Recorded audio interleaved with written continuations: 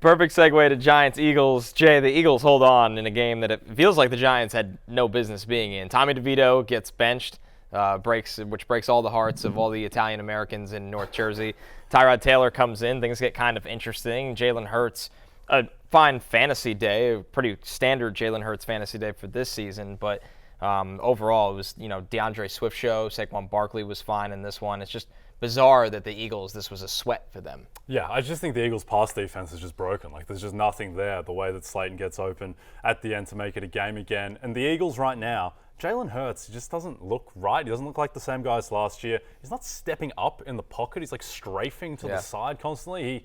Look, I think this Eagles team from a fantasy perspective is maybe the most simplified, easy to understand team in the NFL, because you start Hurts, you start Brown, Devontae Smith, Dallas Goedert, and you start DeAndre Swift, even though you know that he's going to get vultured at the one, as he did again in this game, though he did get in the end zone with 20 carries. And Gainwell had a nice little game in his little burst, but for the most part, it's really just the known commodities that you can trust on this team, and there's not too much else to say, I don't think.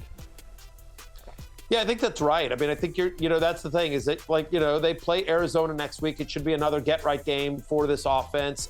You're starting the obvious guys. You're starting Hurts, Brown, Devontae Smith, Dallas Goedert, and DeAndre Swift. It is worth noting that he's had 22. This is DeAndre Swift. He's had 22 goal-to-go carries this season. He's converted 4 of them. 4 of 22. In goal line rushes into touchdowns. So when you have a play that is as unstoppable as the brotherly shove, the tush push, whatever you want to call it, it's hard to argue they should be giving it to DeAndre Swift. The fact of the matter is that Swift has just been bad in that role. But from, up until, for the first 99 yards of the field, DeAndre Swift is like the best running back in football. Just when he gets the one, he can't do it. He's now had 2 or fewer receptions in 5 consecutive games. Again, we talked about this all last week. He ended up getting into the end zone here, but even in a game in which he got 20 rushes, he gets 92 yards and a touchdown, he's still running back 14 on the week, which is fine.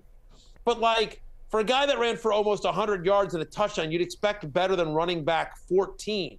He's not involved in the passing game, and he's going to get vultured a lot at the goal line. So he remains a mid to low tier RB2. There's just nothing else he can do about it there as well. Kind of crazy to think about, though, by the way, just to bring this up one last time.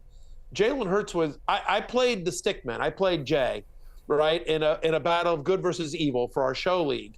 And my 2 quarterbacks were Jalen Hurts and Joe Flacco.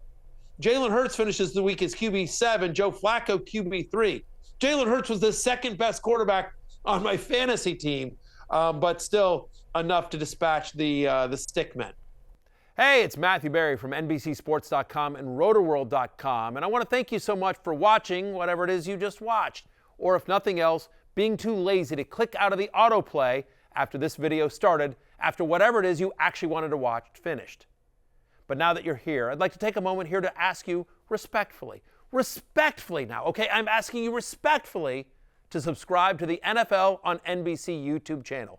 You'll get the latest RotoWorld fantasy news headlines, all sorts of great shows, including my own Fantasy Football Happy Hour. So go subscribe now. Again, I'm asking respectfully.